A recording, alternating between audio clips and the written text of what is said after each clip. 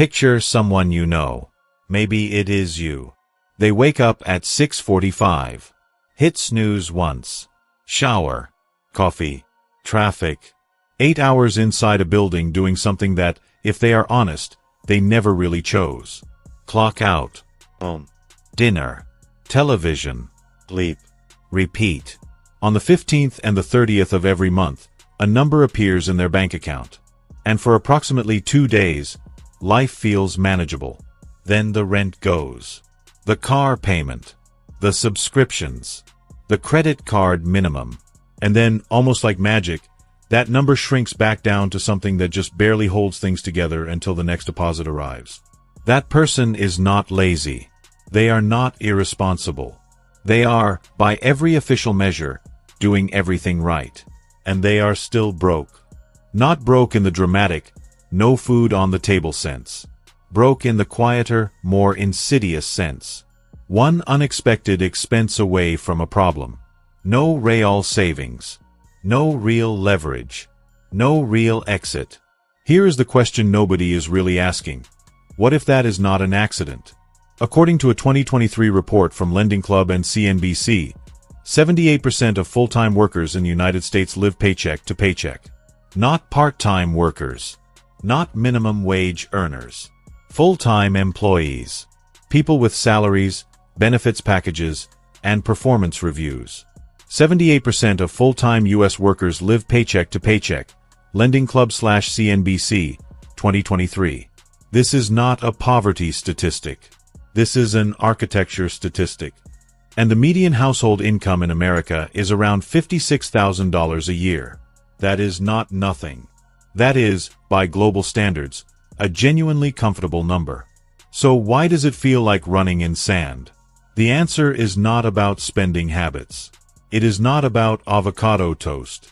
It is about a system that was very deliberately built to keep the distance between your income and your freedom exactly wide enough that you keep showing up to work. Every single Monday. The most valuable thing you produce every year is not your work product. It is your continued availability. To understand where we are, you have to go back to the early 20th century.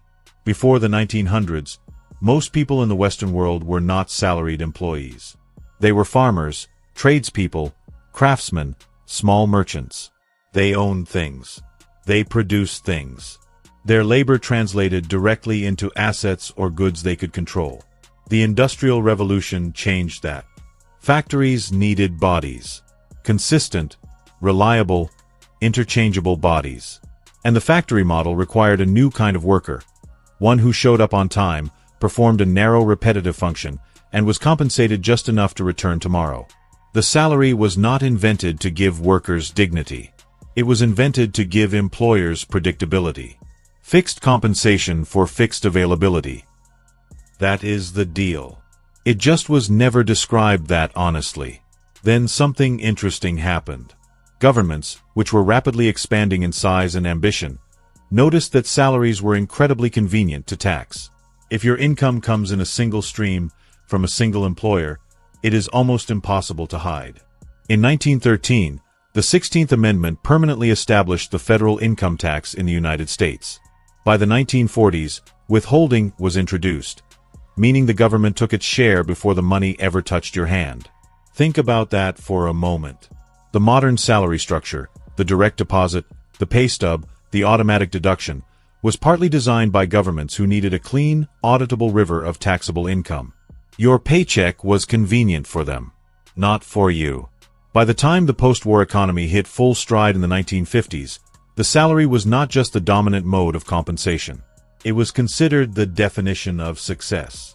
A steady job, a good salary, a pension at the end. This was the dream. And for a while, genuinely, it worked. One income could support a family of 4. A house, a car, a vacation each summer. The math made sense. Then something shifted. Slowly, quietly, almost imperceptibly. Until one day the math stopped working and nobody had a clean explanation for why. Let us do the math that your employer never does with you out loud. You earn $50,000 a year. Before you touch a single dollar, Federal income tax removes roughly 22% on most of that bracket. Then state tax, depending on where you live, takes another 4 to 7%. Social Security and Medicare, called FICA, take another 7.65%. If your employer offers health insurance, a portion of that premium comes from your paycheck too. Before you have paid rent, before you have bought groceries, you have already lost somewhere between 30 and 40% of what you earned. 40% of a median salary disappears in taxes and mandatory deductions before it reaches your hands.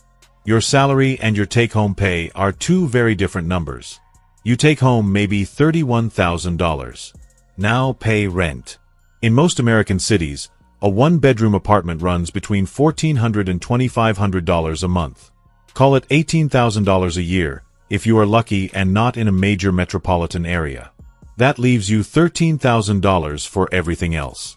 Food, transportation, insurance, utilities, phone, internet, clothing, and whatever small, flickering thing you call a savings plan. You are not bad with money. You are just living inside a structure where the exits are expensive. And the kicker? The portion of your income that goes to Social Security, the money supposedly being saved for your retirement, earns you approximately zero in the market during the 30 years it sits with the government. The S&P 500 has returned an average of 7 to 8% annually over the last century. Had that same FICA contribution been invested privately from the age of 22, most working Americans would retire as millionaires. Instead, the average Social Security benefit in 2024 is around $1,800 a month. That is just above the poverty line. After 40 years of mandatory contributions. Now here is where it gets particularly elegant in its cruelty. Every few years, you get a raise. Maybe 3%. Maybe 5%. Things go very well 8%. And it feels like progress. It is supposed to feel like progress. The number is bigger. You earned it. You are moving forward. But in 1971, Richard Nixon took the United States dollar off the gold standard. Prior to that year, every dollar in circulation was theoretically backed by a physical reserve of gold. After 1971, dollars were backed by nothing more than institutional confidence. Governments could, and did, print more of them. Freely.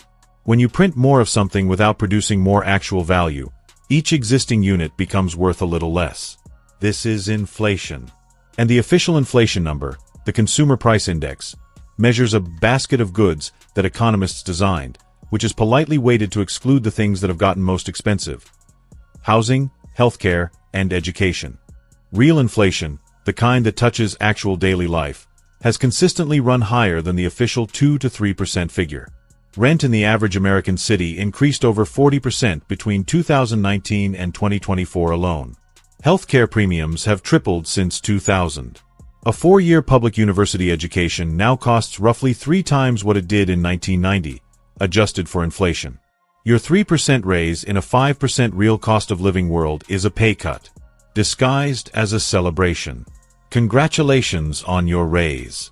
You are now slightly less behind than you were last year. And your employer knows this. The HR department knows this. The Federal Reserve, which sets monetary policy and thus controls the inflation dial, absolutely knows this. A mild, consistent level of inflation is considered healthy by central bank standards because it discourages hoarding money and encourages economic activity, which is economist language for, it keeps workers working. But salary compression and tax design are only 2 legs of this structure. The third, and arguably the most sophisticated, is debt. Consumer debt was not always normalized. The idea of borrowing money to buy groceries, furniture, or a vacation would have seemed genuinely strange to someone from 1940. Debt was something you took on reluctantly, for a house, for a serious emergency. It carried social stigma. It was a last resort. The credit card industry changed that framing entirely. By the 1980s, credit was being marketed not as debt, but as freedom, flexibility, reward points, a lifestyle tool. The industry spent billions rebranding something that functionally chains you to a lender as a symbol of sophistication and convenience. The average American household now carries around $9,000 in credit card debt at an average interest rate of roughly 22%. At minimum payments, that debt takes over 17 years to clear and costs more in interest than the original amount borrowed. Every month you carry that balance, you are working, in part, for a bank's profit margin. 22% average U.S. credit card APR in 2024. At this rate, $9,000 in debt costs you over $17 years of minimum payments and nearly doubles in total repayment cost. Then add student loans. In 1980, the average annual cost of a 4-year public university was around $3,000. Today it is closer to $11,000 per year, and that is before room and board. The total average student debt load for a 2023 graduate is around $37,000. Some professional degrees push that past $200,000. So a person enters the workforce already owing a significant sum, takes a salaried job to service the debt, takes on credit to bridge the gap between their salary and their cost of living, eventually takes on a mortgage to stop paying rent, which is another 30-year debt instrument, and arrives at 65 wondering why they feel like they never quite got ahead. The system did not fail them. The system worked exactly as intended. A person in debt needs income. A person who needs income needs a job. A person who needs a job is not in a position to negotiate hard, or quit easily, or say no very often. Debt is not a bug. Debt is the leash. And the collar was fitted long before you were old enough to read the terms and conditions. Here is where some people expect a villain. A boardroom somewhere.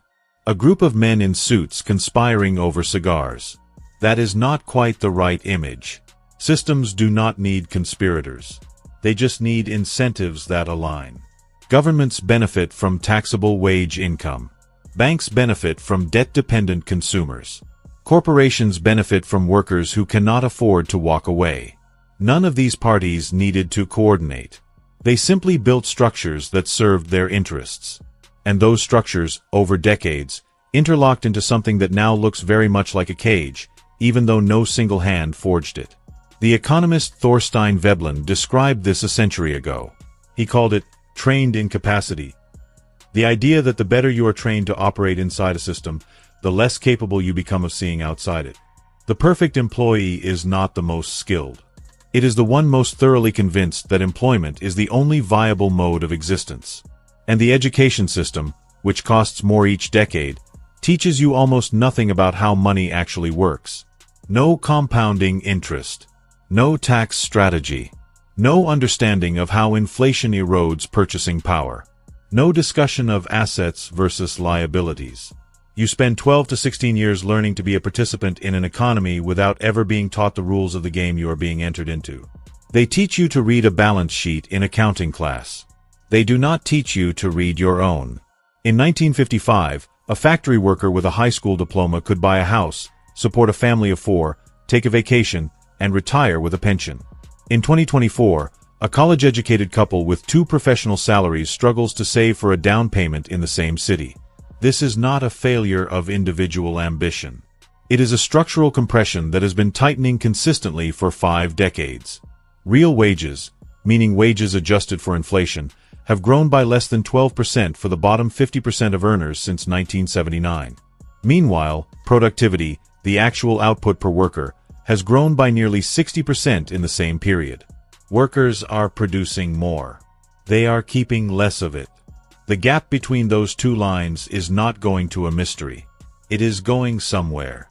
It is going to asset holders.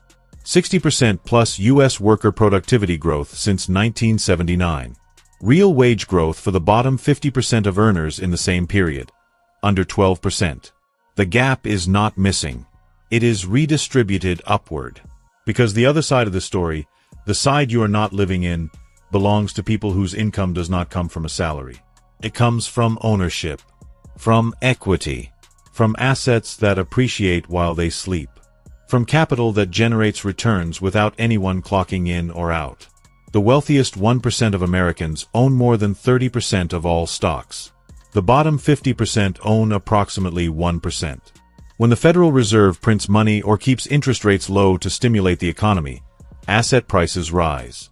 Real estate goes up. Stocks go up. The purchasing power of a salary, which cannot be printed, does not rise with them.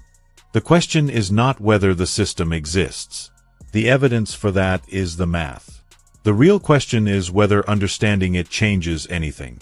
Whether knowing that the raise is a partial illusion, that the tax structure was designed for someone else's convenience, that the debt was marketed as freedom, that the education was priced to keep you needing employment, whether knowing all of that shifts anything at the level of individual decision-making. Maybe it does. Maybe it means someone starts asking different questions before signing a lease, before taking a loan, before taking a job. Maybe it means building even a small amount of ownership into a life that was otherwise entirely structured around earning. A fractional index fund. A side revenue stream. A skill that generates income outside of employment. Something small that sits on the other side of the equation. Or maybe none of that is accessible from where someone is standing right now. And if that is the case, that too is part of the design. The system is very good at making structural problems feel like personal failures. You were told that hard work is the path to freedom. And it is, for someone. Just not always the person doing the work. Think about who actually got free. Then think about what they owned that you did not. And then ask yourself whether the next 40 years need to look exactly like the last 10. That is the only question worth sitting with tonight.